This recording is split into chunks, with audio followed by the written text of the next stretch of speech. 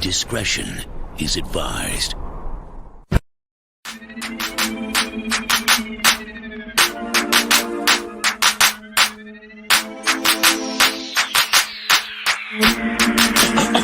If you feeling like a pimp,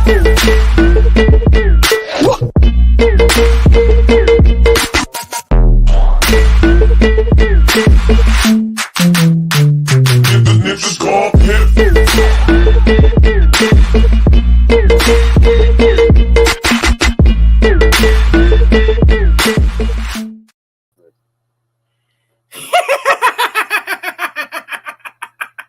Awesome Sauce! Hello everyone, this is Awesome Sauce Radio. I am your host, Blind Adam Wonders, the comic pimp, and thank you for spending some of your Wednesday night with us. Thank you for inviting me into your homes and your hearts. Can't believe we're a week away from Thanksgiving. It's crazy how the year goes so fast. Before we get into my sponsors and all of that, we're going to start the show with a moment of silence. We're going to have a moment of silence for Kevin Conroy, the greatest Batman of all time. So, moment of silence starting now.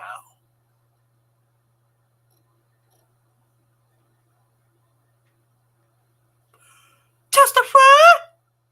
Alright, so I'd like to start off by thanking my sponsors. I'd like to thank the Big Apple Comic-Con.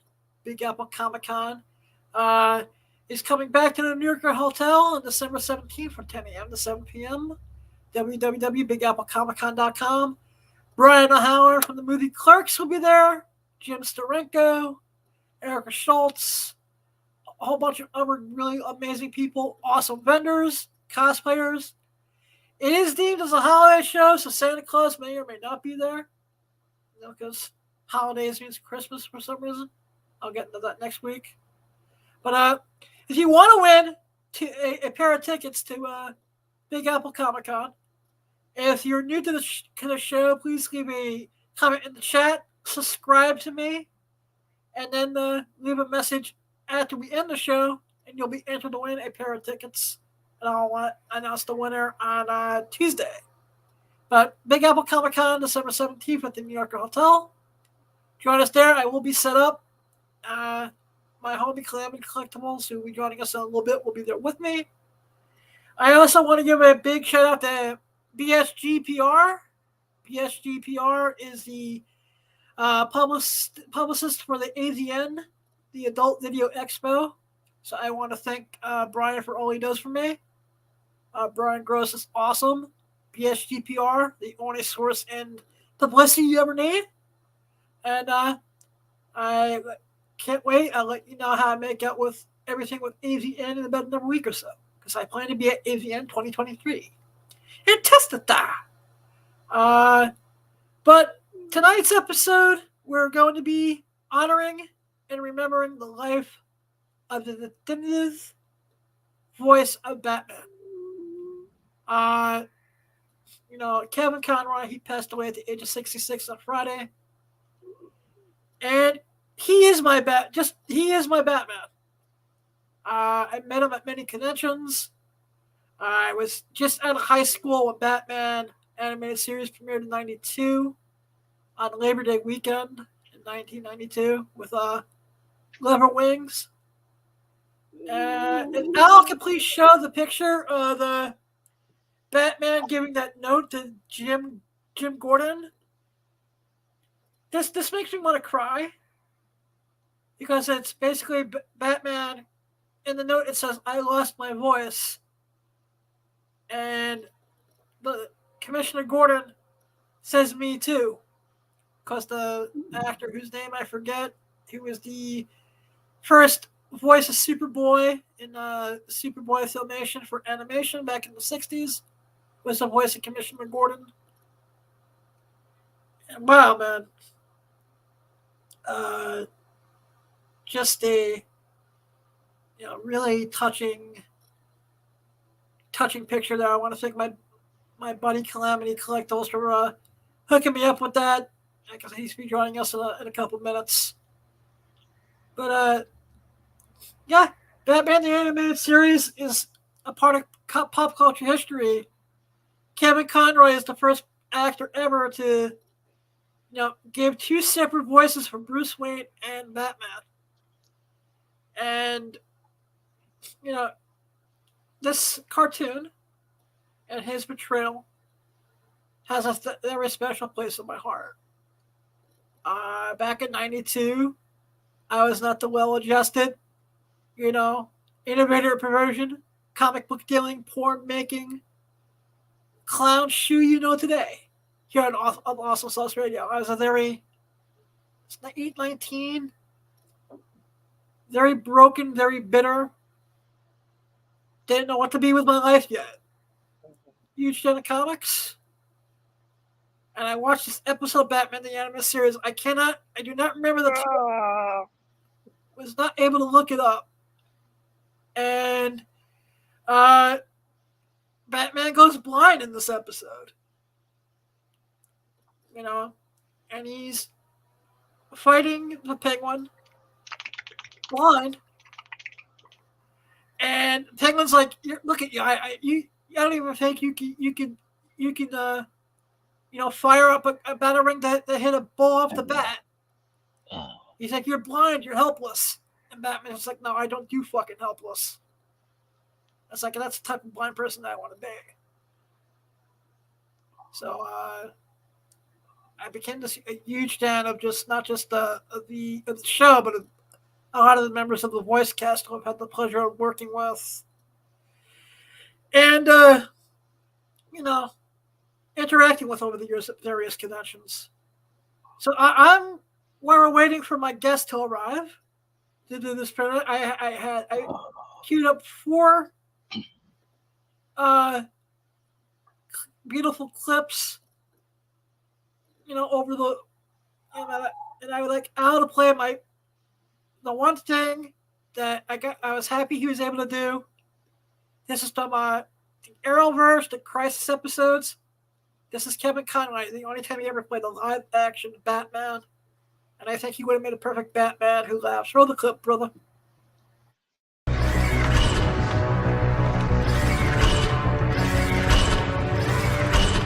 We're not used to having guests.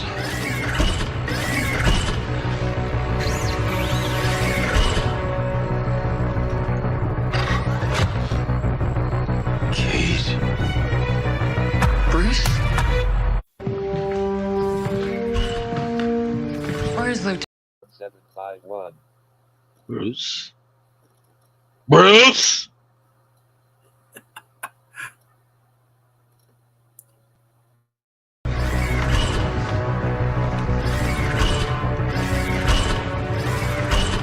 We're not used to having guests.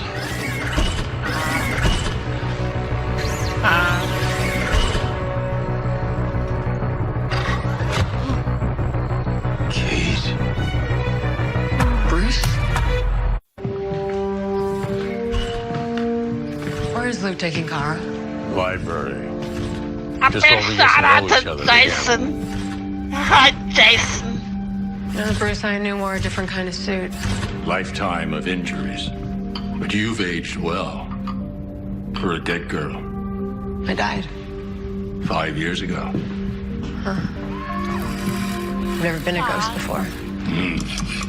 Plenty of ghosts in this place. But you're not one of them. Clayface is a puddle of mud. And last I checked, Jane Doe was locked in Arkham. So who the hell are you? Can you sit in that thing? Because you're gonna need to for this. Paragon of courage.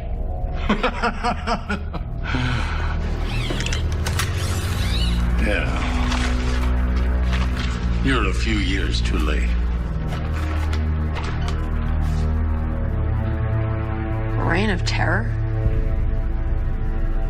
It's like a wise man once said, battle not with monsters, lest you become a monster. Or a blind Adam. I've lost track of how many people I've killed. The Bruce I knew had a code. You start with a code. You hang on to it with every self-righteous breath. But then you take one life, then another, and another, and another. You'll see. My Kate. My Kate put on the cape. Thought she'd succeed where I failed. All she did was get herself killed. Well, I'm not. Coffee. And I'm not an old man held together with wire and metal. Fine. You're a broken, pissed off old hermit, waiting to die in this 11-bedroom, 7-bath coffin. But apparently, you're needed. I'm giving you the chance to be a hero again. And not just to Gotham. The whole damn universe. See for yourself. I can barely walk, let alone wear that again. You understand how many people, how many worlds are going to die? Well, if they're anything like this world, maybe that's for the best. How can you even say that? There was no hope for this world. It's because you There's killed no Superman. This guy's not a paragon of anything. I was right. We can't trust the Monitor. What did you do? Clearly what you couldn't. How is he a threat? Strange visitor from another planet comes to Earth with powers and abilities far beyond those of mortal men. Clark. Clark always said yes to anyone with a badge or a flag. He gave them too much power. My parents taught me a very different lesson. Life only makes sense if you force it to. Toma! Toma! A little I souvenir teach you. from the old hometown. Don't trust anyone, let alone a Kryptonian. I don't know what happened to you, Bruce, but it ends now. Yes, It's now. let it end. Let it all end. This world's not worth saving in any universe. If you really think that, you're gonna have to kill one more person. Me. Don't be a fool.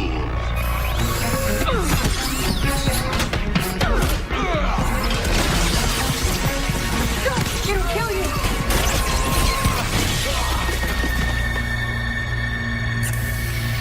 And that's how easy Batman goes down. Listen to me. There Of is course. no...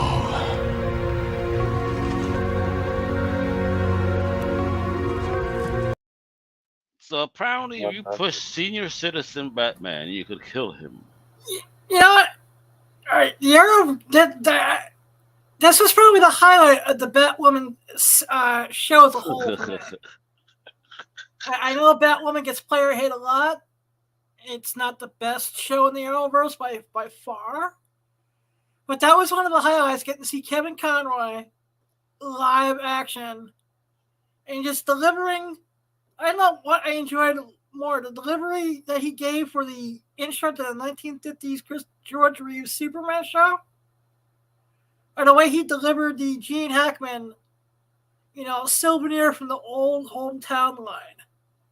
So dark, so creepy. I would love to have seen him come back as a version. I know the Arrowverse would have fucked it up, because that's what the Arrowverse does. Unfortunately, they have more misses than hits.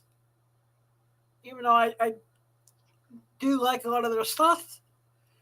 But that's definitely the highlight. Kevin Conroy as Batman Who Laughs would have been amazing. Adam got CW pajamas at the house and curtains. Damn right I do. That's how I get college girls to come over and party on Friday nights. After they watch Arrowverse in Riverdale and drink wine coolers and eat Dominoes. That's what we do. They still make wine coolers. All right, Mike's Hard Lemonade. Or Twisted Tea. No more bottles in James. I guess we can do that too.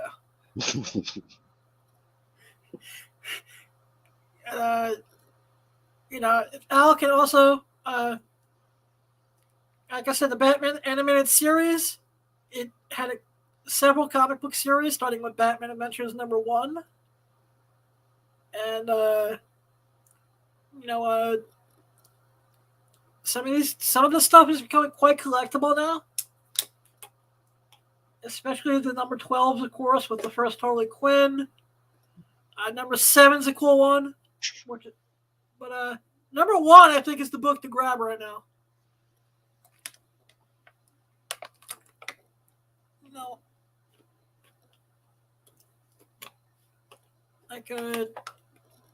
know, I was surprised that these are selling briskly on the Bay. But another book I want to bring to people's attention, and I may actually show this image a couple times. You can actually read the comic for nothing right now on DC.com or DC Universe, whatever their version of Marvel Unlimited is. But DC Comics Pride 2022, and this is the beautiful Jen Partel, Harley and Ivory kissing in a tree, Fucking, testify. Testify because your boy is here. Calamity Collectibles is in the building. Thank you, Adam. Crack Monster. Hey, Marcus, how you doing? Hey, what's up, Adam? Can't complain, man. Showed the Crisis clip. About to start talking about, DC Comics Pride 2022. I can leave it up there for a few minutes. But what was some of your first interactions with Batman the Animated Series for someone who's as young as yourself? Actually, I did not watch Batman the Animated Series first. The first thing I saw was technically Batman Beyond.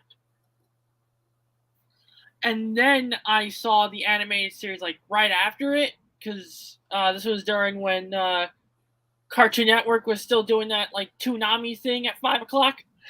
All right, that's right before towards the end of the Toonami run, before they killed it. Yeah, but it's back. Yes, I've heard. So what were some of your first impressions of Kevin Conroy playing either old Bruce Wayne or young Bruce Wayne? Seems like over the last 30 years, he's played every incarnation of Bruce Wayne you can think of at this point. Yeah. I mean, just Kevin in general as Batman he just brings in an overwhelming presence that is so difficult or impossible to duplicate.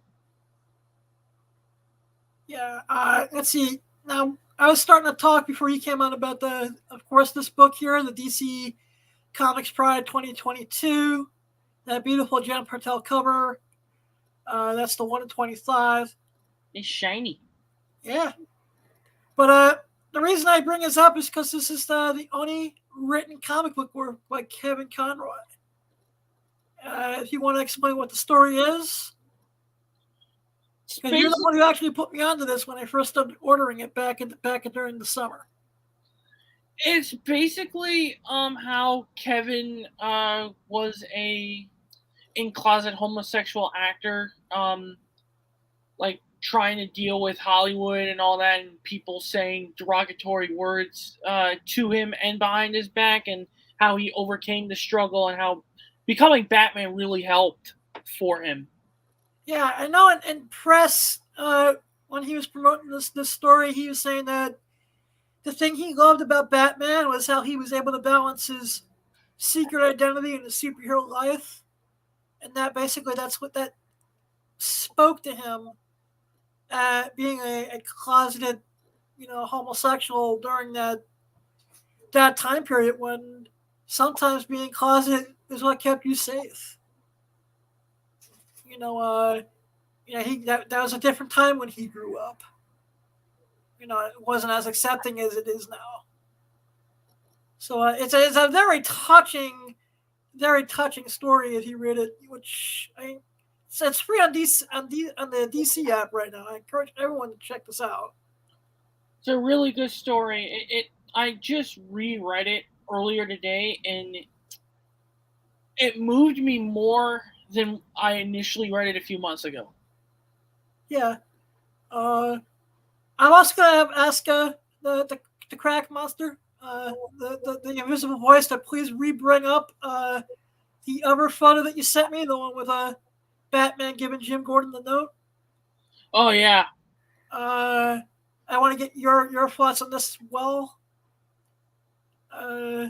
Because this made me cry when you sent it to me last night. When I first saw this, I burst into tears, man. It is. I don't know who did this or who wrote it, who did the artwork, but it is, in my opinion, one of the most powerful comic pages I've seen in my entire life. This might just have been a custom that someone did after the news, especially because the message in the note, Jim, I lost my voice.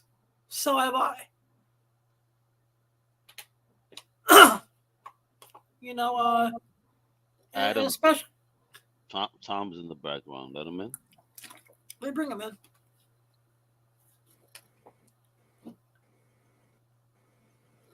And I think we're now being joined by Top Hat Tommy. Hey, Tom! I'm eating your mic, bro. How we doing? Well, we're doing good. Doing good, man. You can't hear me? No, I can hear you now. It was just Good. over that first second. But you know, we got Mark. What was your? We got Mark to weigh in on this. What was your first interaction and impression of Batman the Animated Series? I remember I totally remember the pilot episode, which was aired on a nighttime. It was, I believe, it was a Friday night, and they ran the Man Bat episode. Was the first episode. They ran it in prime time, and then the following week they started it on Fox during the day. And I remember that's when just that was like Hard I Lies, come which home. was an amazing episode of TV. It was. We were all hoping, we were like everybody wanted a Joker story, like right off the bat. Like it was, we had to wait for the Joker a little bit. I remember even the first week or so, I don't think they played the Joker story yet.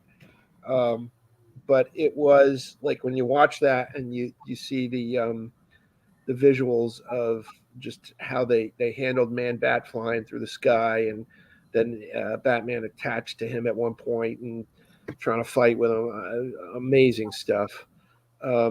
And for the people coming out of like the movies, I mean, the Keaton movies were great, and they were great, but your impression was, oh yeah, this is the Batman we've been waiting for. This is the Batman we want. It was like everything just kind of hit right. The look was right, the music was right, and the voices were right. Yeah, this to my day, well, there's lots of things that came after it, but as far as voice casting, Batman the Animated Series had, to date, it still has one of the best voice casts of all time. Oh, absolutely, absolutely. Can't be all right, let's let Mark chime in. I said it can't be duplicated. No, it cannot. Yeah, so many great. I mean, Ephraim Zimbalist doing Alfred. I mean, he was just, and to have people of that ilk, like that acting ilk, take it seriously. I mean, it wasn't just a cartoon. You know what I mean? Oh yeah, actually, it was animated. The animated series. It wasn't Batman the cartoon. No. I mean, and for a kids' cartoon back in 1992, and people who, are younger, even say younger than the three of us combined, don't realize how spoiled they were back. In 1992, this was ahead of its time. Oh my God, so ahead of its time. Yeah. Yeah, to see that little, I guess somewhere along the line there, the Bruce Timm little piece that they had done that was like the precursor to it. Is that the one where they lost the audio to it? Yeah, and you see this video out there, and the Fleischer Superman cartoons and the way they sort of designed some of the art around that Fleischer work. I mean, that was precious. I mean, it really was. It was amazing to see it, and it was amazing to see it on TV because I mean, the only other things we had were the Filmation Batmans and the Super Friends up till that point, really. I mean, that was it. Yeah. All right. We're going to show a clip. We're going to show this is from DC Fandom 2020. And this is something I think DC dropped the ball on a little bit. This is Batman Beyond and Batman making fun of Batman 66.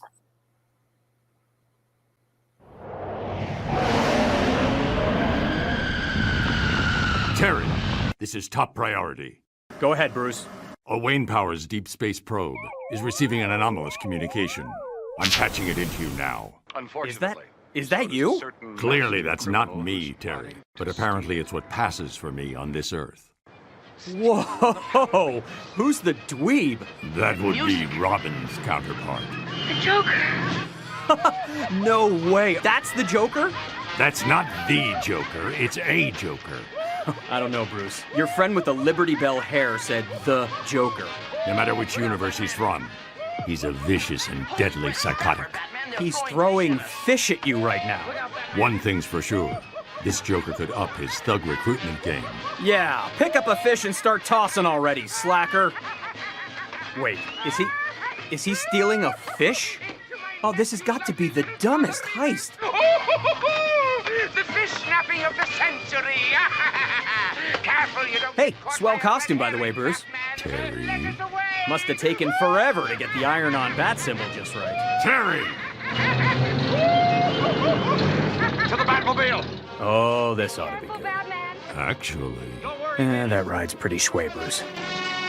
Don't let them catch you from behind. What an odd thing to say. Hey, Bruce, I just noticed something about your cowl. Again, not my cowl. But what is it? Are the eyebrows painted on? Don't be. Oh, wait. They are. You know, my great aunt does the same thing with her eyebrows. Totally works for Aunt Phyllis. What the? Now what's going on? Where's this? I'm not sure. But whatever it is, it must be built on a hill. Joker could really stand to run a comb through that wig, huh?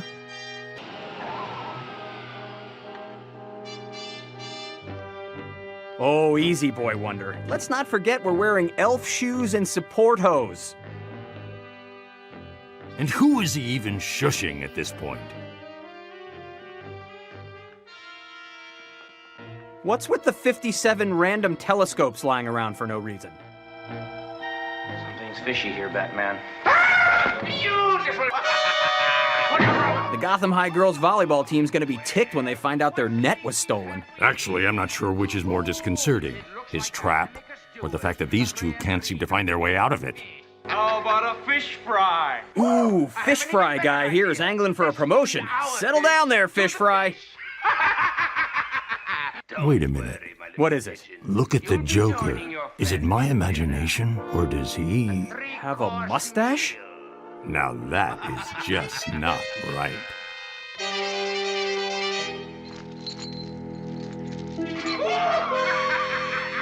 Wow, worst hot tub party ever. But on the bright side, Robin is already wearing his bathing suit. I couldn't possibly deprive that poor hungry clam of its dinner. Hold up! That's a clam? Very touching. Oh, Boy Wonder. What a succulent hors d'oeuvre you should make. It really is quite unsettling. Well, a giant man-eating clam is... Wait, you're talking about the mustache again, aren't you? It's mesmerizing.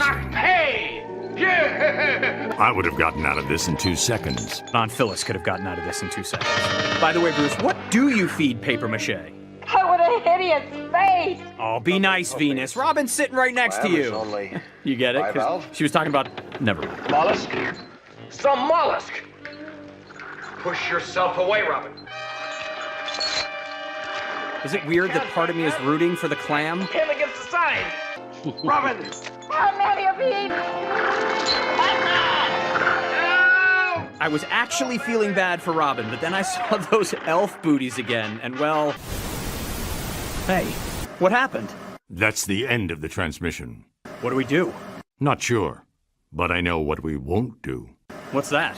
We never tell anyone what we saw here today. Seriously? Not even the mustache? Never. I can tell you're serious. Know how? Your eyebrows, very expressive on their own. Why you ever chose to paint? Don't you start.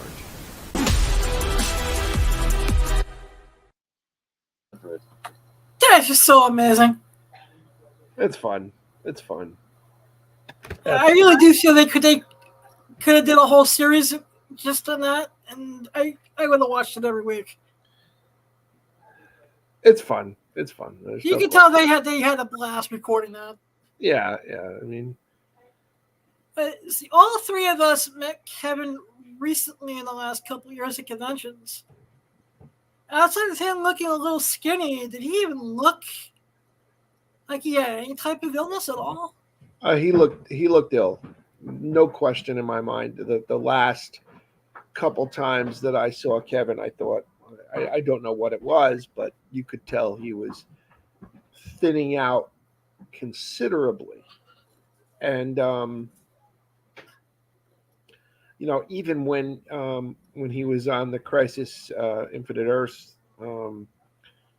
he was starting to look a little not as together, because previously I'd seen him at a couple events at the Paley Center, and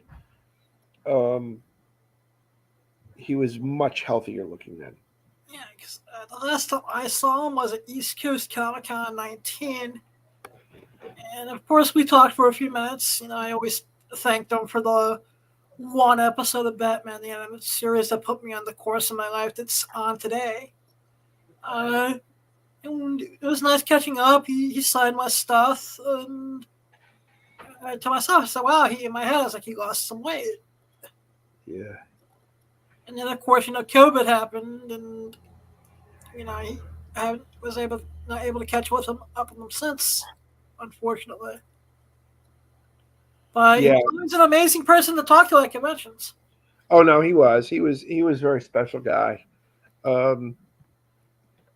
I mean, you were with me. I couldn't find the footage, but we had been at the Paley Center for a couple different events, starting with I'm going to say it was probably was it Superman, Batman Apocalypse? Yeah, I'm going to say it was Apocalypse was the first one, and he was there for that. But then Justice League Doom was the one where we did quite a bit of interviewing. Is that the one where we did the interview back for the Comicology days with Dwayne McDuffie as well? Yeah, that was the last interview that I am aware of, actually, that Dwayne McDuffie gave. We were the very last people at the Paley Center who interviewed him, and then they did the film, and then a couple days later he passed on the operating table, as I recall. Yeah. And I'm pretty sure that we were the very last people on TV that he spoke with. One of these days we'll have to find it. And we're gonna find that and link it all together because it was really special. Andre Romano was on it. Kevin, Phil Lamar was on. Yeah, we had some good time that night. And Kevin even gave us like the watch Comicology, or I will come and find you. He did that. It was very funny. Yeah, I mean, I have an old Awesome Sauce Radio from Terrificon 2015 where I only had the digital recorder with me, and he did the same thing as he was signing stuff. Yeah. Let's get Mark from Calamity back in this conversation for a minute. Mark, I know you met him. What was your interactions with him like? The first time I met Kevin Conroy, my voice was about to give out because I was yelling so much and hype like throughout that whole Comic-Con. And I was, and he says, do you have laryngitis? And it's like, no, I did a lot of screaming, yelling for the past few days. So we were laughingly talking about that. I told him that I'm really glad that I met you, and my birthday was in like 2 weeks at that time, and he was very happy. And then the second time I got to meet him, which was at East Coast 2019, we were just talking about like some Batman stuff. I got him to sign, which might be the only time he signed it. I don't know. No, I think so. I looked on eBay, and I think that the one that's in the box that I bought off of you back in 2020 with the amount of stuff I bought off of you was the one where he sent that Batman Who Laughs #1, and he actually puts the laughter in there too. I don't know if he put in the laughter. I knew he put in the I made him write the phrase, "A Batman who laughs is a Batman who always wins," which is from the one shot. Yeah, he had that, and then it also has "ha ha ha" at the end of it. Oh, he did. Okay. Yeah, that's a very cool piece. That's a very cool piece. You know, that was because we never got to put up your books on the wall that day, but that was a fun convention for me because I was recovering from Ehlers palsy that entire show. And of course, Tom was running around with a chicken without a head, doing all the photo ops with the cars. Yeah, but that was really special because I got to do all the animated cast photo ops too. And the one thing that I got all the people there to do was gather and give me a cast photo without anyone else in it, which is a very special piece for me. I just enjoyed shooting and talking with every one of them. Diane Pershing was so sweet. I mean, they all were great. Yeah, I had a convention. I had it's somewhere on the Awesome Stuff Radio archived history. I have a 20-minute interview with John Glover from that. He's so much probably fun. one of my favorite convention memories of the last 10 years. Yeah, he's so funny, so funny. And unfortunately, you know what's sad about that show? That was also one of the last East Coast appearances from George Perez as well. Oh God, I remember that. That line was just nuts. It was crazy. It was crazy. He never got to get up. It was he was mobbed. And there were fist fights at that line too. Yeah. That's the reason people were looking for me at the car booth, and I would who couldn't find you? I say I was in the George Perez line for 3.5 hours. Yeah, it's pretty wild. But that's when I had a very, very, very special conversation with George Perez, which I'll take to my grave, where he goes, "Wow, you're a blind comic book fan because of the glaucoma thing." And he's like, "Do you have any advice on coping with it a little bit better?" We had a 15-minute conversation. So my message to anyone in my audience watching this tonight, there's someone you want to meet at a convention, just go up and meet them because you never know. Go up and meet them. Absolutely. That's the only thing to do is just go up and meet them. Man. It's too special. I'm not going to poo-poo on anyone who wants to get sketches and autographs and all that stuff, but go up and get a handshake. Yeah, it's a special thing. It's a special thing to connect with those folks. Yeah.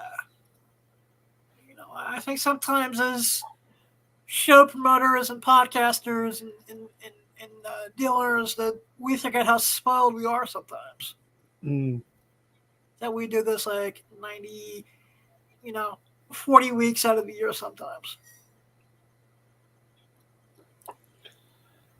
Yeah. I'm not going to ask you guys, better Batman the Animated Series Christmas episode, the Joker's Christmas or Holiday Nights? I always loved the Joker Christmas. That was always so funny. The awful lawfuls and all the different things. He had just, I think it was well written. And I, of course, nothing beats Mark. I don't know if you guys will agree with me. Mark Hamill just singing Jingle Bells as the Joker, and the Joker got away. He's shooting off with the fucking rockets. Yeah, it's funny. It's funny. I like both of them, but I don't particularly like the art style from the later ones as much, and I certainly don't like the way the Joker looks. The only reason that this is points with me, and Mark, feel free to chime in anytime you want. is that if that's actually adapted from the Batman Adventures holiday special comic, Mm-hmm. and the one story that I thought that was the best in there they didn't use, which was the Mr. Freeze story. It's a shame. Yeah, just because maybe I don't think they either they couldn't get it done right or in time, or they just thought it wasn't going to pass the censors. Maybe. Yeah. Another great voice talent, Michael Ansara doing Mr. Freeze. Just amazing. Just amazing. Do you know him? Do you know who Michael Ansara is from like other like shows? Like Mark, you're usually better at this than I am. I'm drawing up blanks too. well, it's interesting because if you see him, you'd recognize him. He was a very big guy, and like on I Dream of Jeannie, he was the Blue Djinn. He was always this kind of guy. He looks a lot like the guy who played Lurch, Ted Cassidy, in terms of size. And all those 60s shows, he was on a ton of that stuff in the 60s and 70s. He just had a kind of very powerful presence. And I mean, to choose these actors to do these voices, I mean, holy cow. Amazing. Oh, yeah. And the one thing I discovered as watching clips and everything, and if Al can run the JLA singing clip, I know Mark requested this one. So let's roll that, and then we'll come back at that about Kevin Conroy singing. You're both beginning to remind me of Sisyphus after a hard day pushing his boulder up the mountain. But me, I could keep this up all night. Wait. It seems that magic always has a price. And your point is? What would I have to give to make you lift your spell on Diana? Well, now you're getting interesting. I want something from you that's very precious. Something you've worked very hard to conceal. Something when gone, you can never regain. Something so shattering.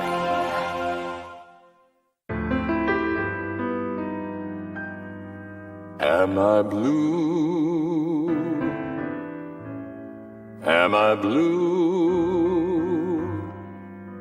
Ain't these tears in my eyes telling you?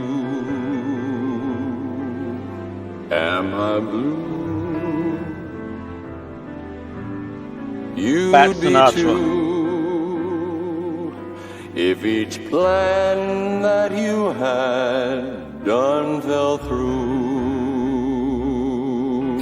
There was a time I was your only one, but now I'm the sad and lonely one. Beautiful. And you'll keep your part of the bargain? A deal's a deal. He can stop now. Not on your life. I should say.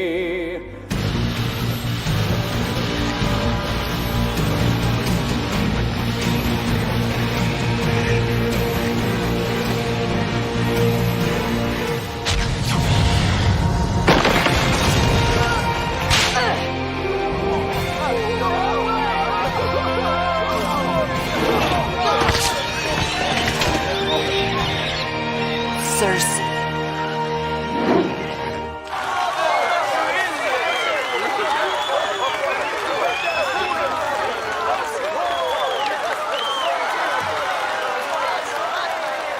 Remember when Penguin tried to kidnap that singer? Ricky, what's his name? So?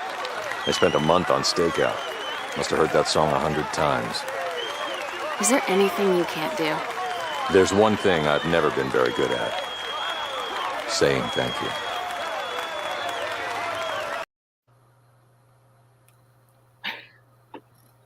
I'm about to tear up, man. Yeah. Yeah, it's great. It's great. And a lot of people don't know his early, he was a big Broadway guy before. Yeah, he had a good voice. Good voice. Oh yeah. Good singing voice.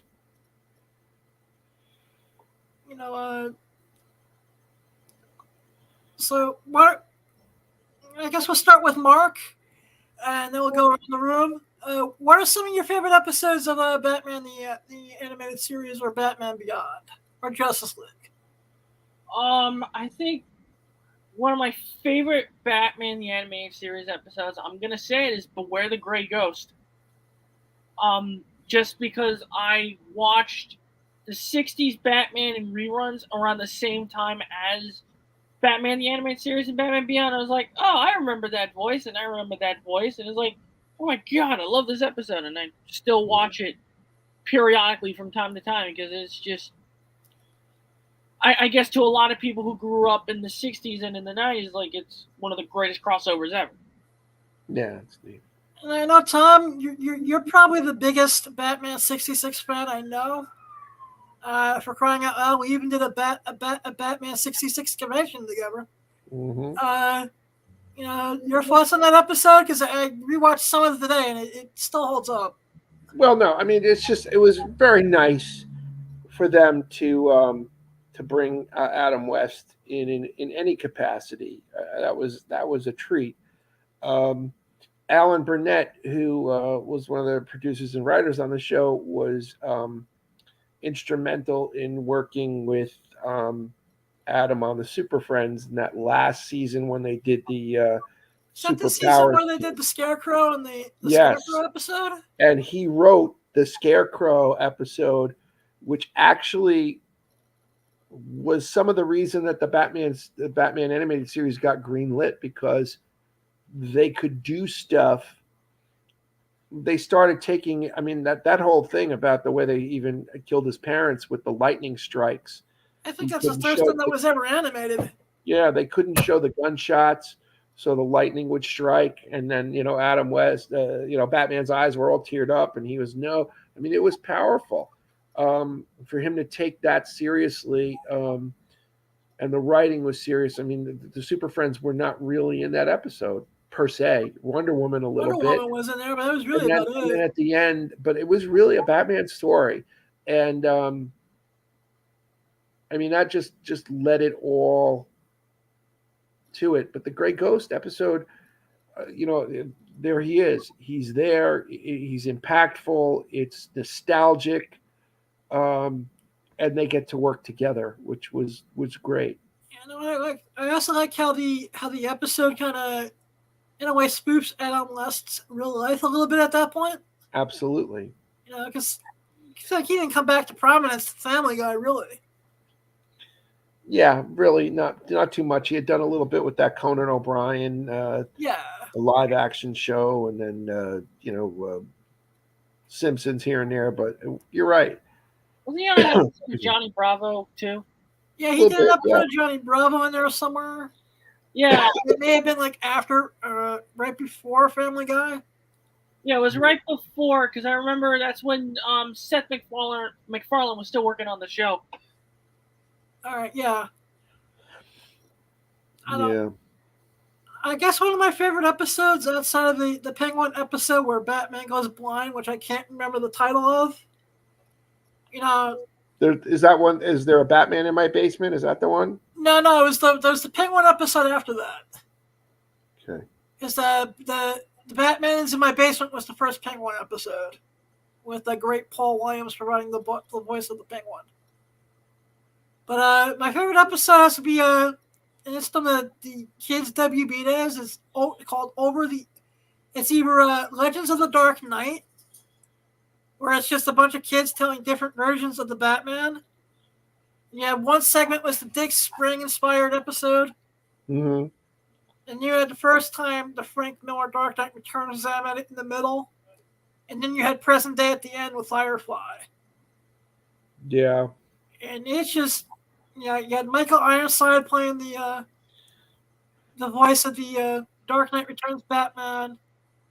The Dick Spring looked like it could have came right out of the Silver Age or Filmation. Kevin Conroy at the end has a couple minutes in it, but probably one of the better of the later episodes. The one you were talking about was Blind as a Bat. That's what it's called. Thank you. You got it. No, Very cool. that was a very memorable episode too, Adam. It was something. And then of course, like I was saying before you came on, I think, well, I don't think he even thought this would be he'd be doing it 30 years later. No, I can't imagine. And I mean, the films, the games, and then all over the map, because some of it is played very, very seriously, and then some has a little of the humor, and just like in the clip you just played.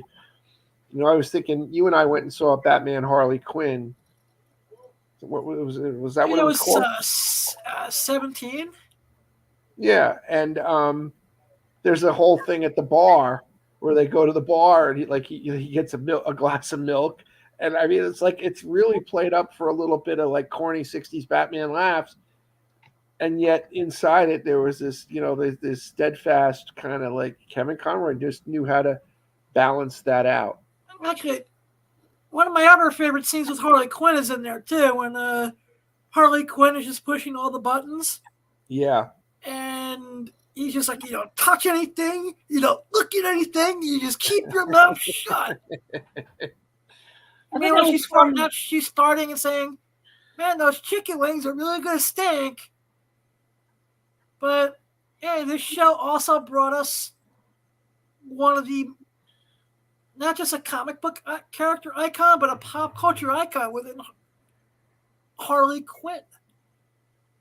And that part was written specifically for, I don't know how her health is doing, but that was written specifically for Eileen Sorkin. Eileen is a special actress too, really something else.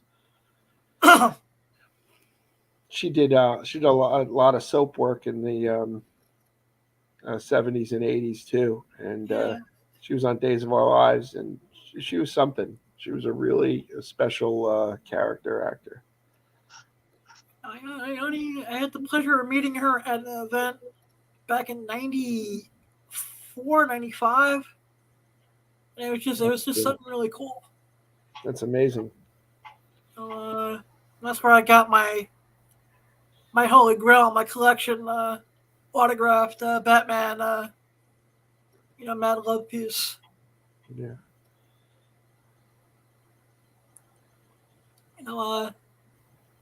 Mark, I know you're a video game guy. Did you play any of the Arkham series of video games? I technically played Arkham Asylum demo at the ye olden days of GameStop. I mean, GameStop is still around, but those when GameStop was cool. Yeah, when we didn't know that GameStop was real jerks to their employees. Yeah, but so when you first played the demo of Batman Arkham Asylum, which I believe was the first one, what did you think going into it? Because those games look like little mini movies. It felt like just a classic arcade beat 'em up. It was like playing one of those old arcade games from the 90s, which I technically played Double Dragon for 2 minutes because they still had it when I was a kid.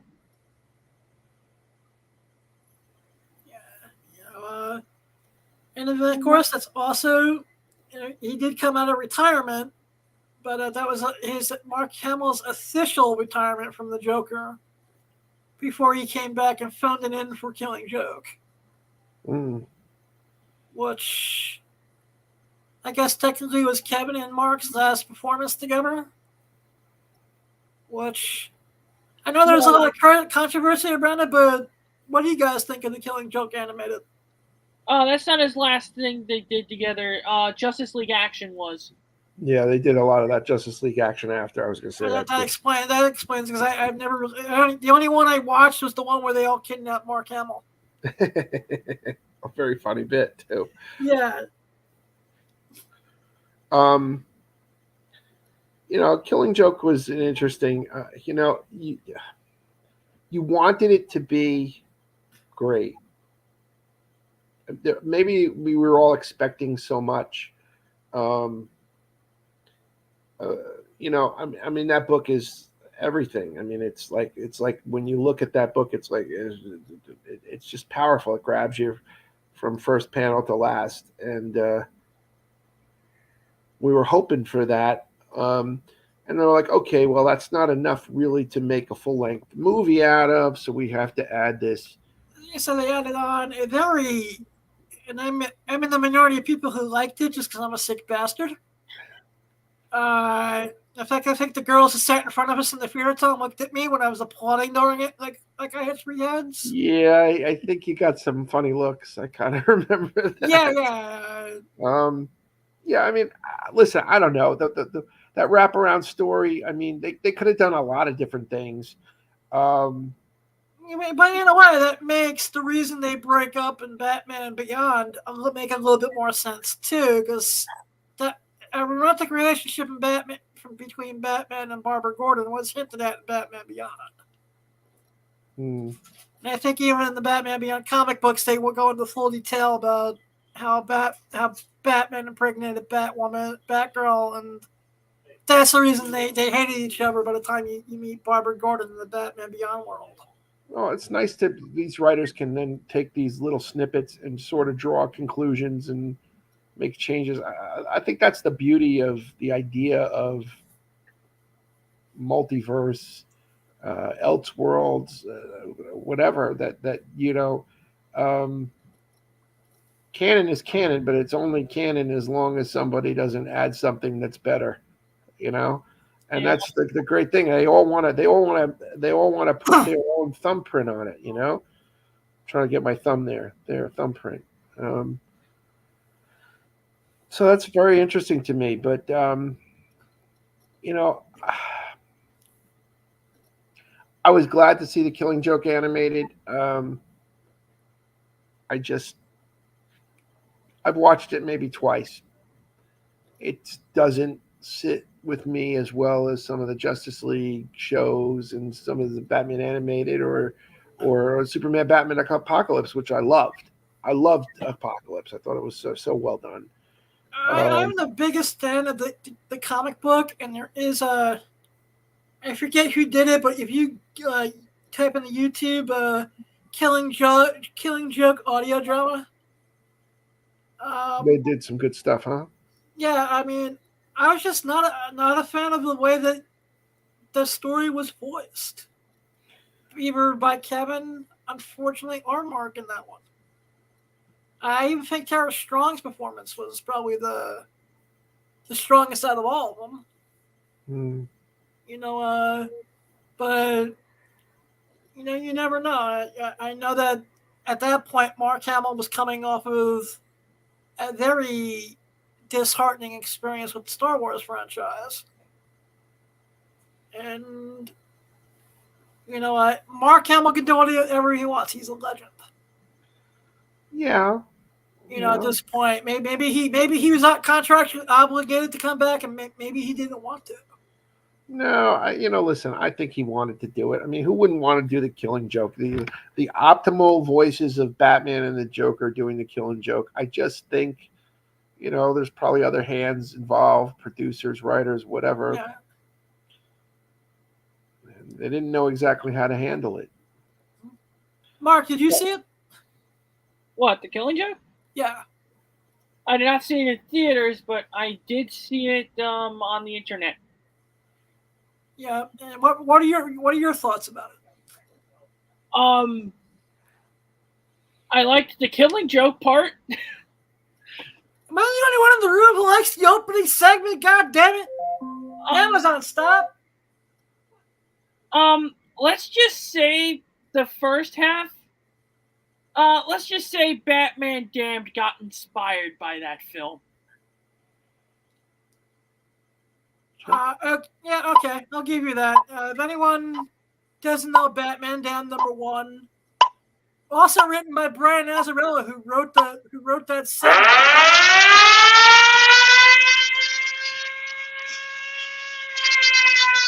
What in the blue hell?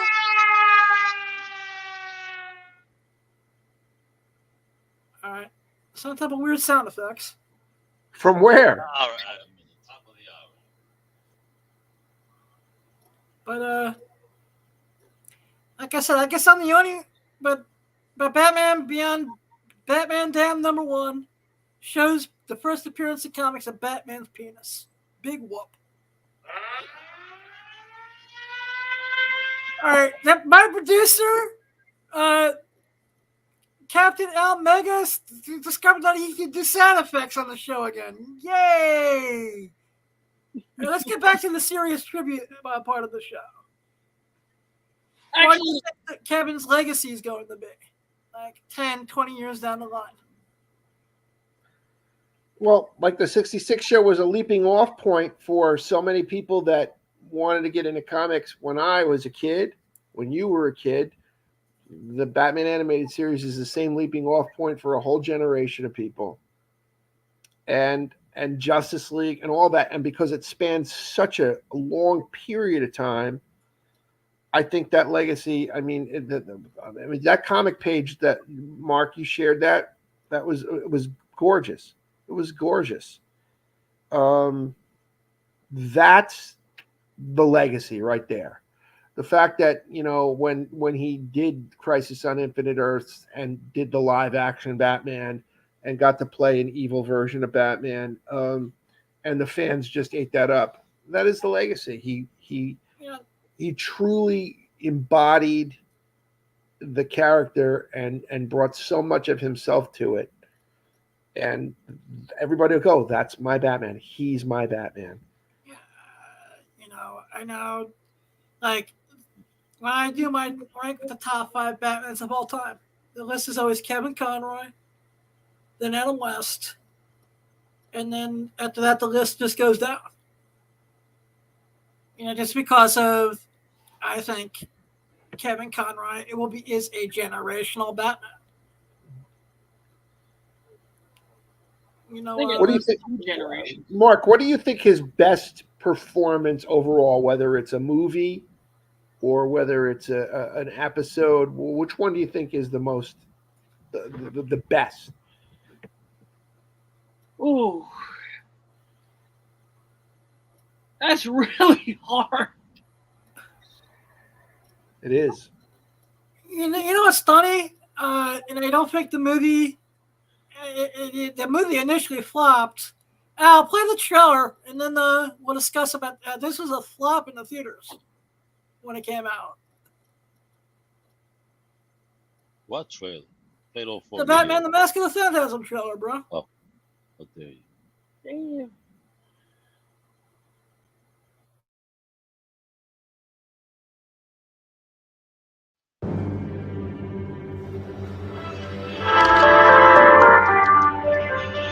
This Christmas, for the first time, America's most exciting and legendary motion picture hero comes to the screen like you've never seen him before. The Bat! In an all-new, larger-than-life feature film. Now, the Dark Knight confronts his newest and most menacing villain. Your angel of death awaits. The Phantasm. I want you. And faces his greatest danger. Can't be too careful with all those weirdos around. A soaring new adventure. Batman, Mask of the Phantasm. The animated movie. Coming for a Christmas you'll never forget.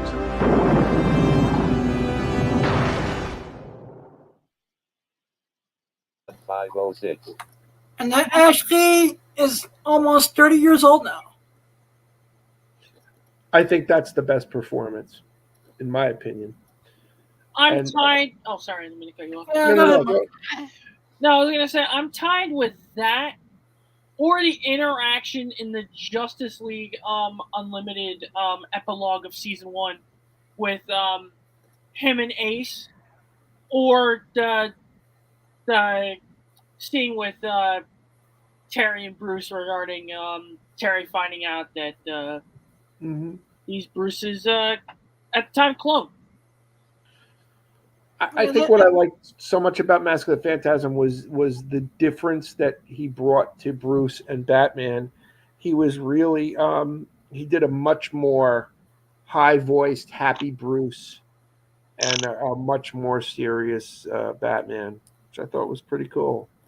Yeah, and that's also I forgot the actress's name at the moment, but she would go on to voice Lois Lane. Dana Delaney. Dana Delaney, thanks. You blank for a minute. You know,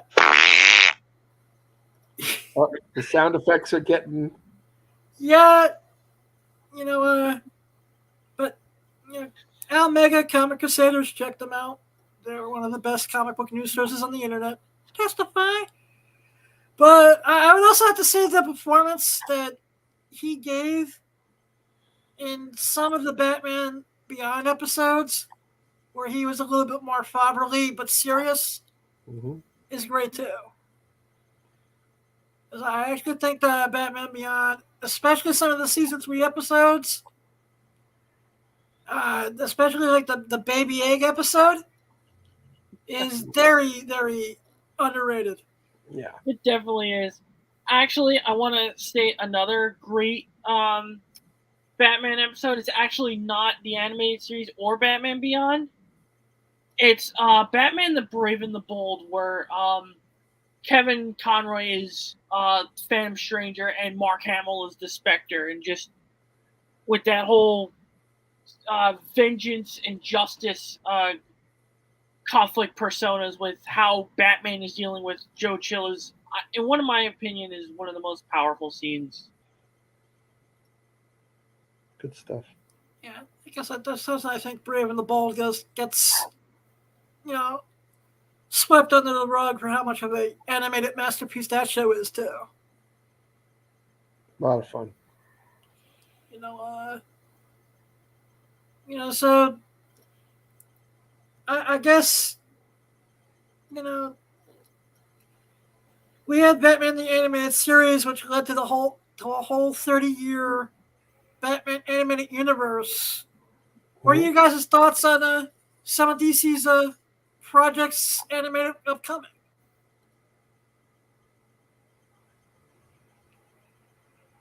I don't even remember what's coming up.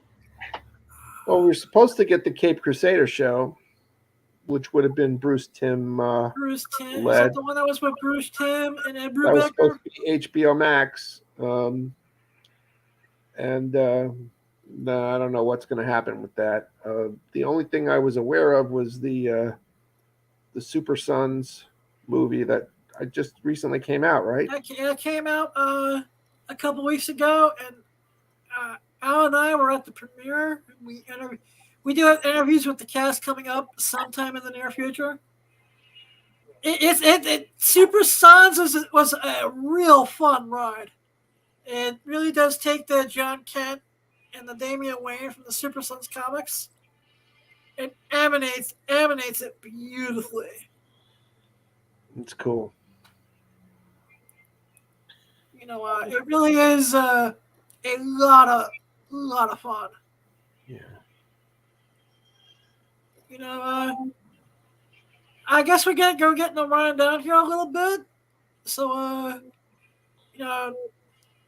going to repeat the moral of this week's episode one more time. If you're at a comic book convention and there is a creator or a personality that you really want to meet, sometimes they will, sometimes they won't. If you can't afford an autograph or a sketch or any of the other goodies, well, can I just please say hello, thank you, shake your hand, have a 5-minute conversation. Absolutely. 9 times out of 10, if they're not busy, they'll gladly say yes. They'll stop and talk to you.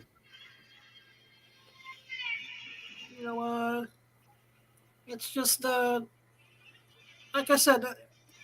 Look, there's 3 people here who've been talking for over 40 minutes. We're all the best of friends because of Batman. And this show started in a time period when the love towards comic books and superheroes wasn't the way it is now today. Nope. Now you go into a bank with a Batman shirt on, people are like, cool. Back when this show came out, not the story, Tom. It's 100% the truth. Yeah, so all right, I'll start with Mark first. Mark, you have anything you want to plug before we end the show? Follow me on Instagram, Calamity_collectibles. Follow my eBay store, same thing, Calamity_collectibles. We'll be getting him back at Whatnot sometime in the near future. And what are you on Whatnot as well? Calamity Collectibles spelled with an A. Yep. Hey, Tom, I know you're all over the convention scene, doing photos with cars. When's the next time people? Well, yeah, to follow TV show Cars and StarCon Photos on Instagram. Both of those TV show Cars, StarCon Photos, and who knows what's next? I'm like looking forward to a couple weeks off. This is a holiday, so I don't think there's anything outside of that. Are you going to be doing anything? As Mark and I are sharing a booth, as we always do at Big Apple.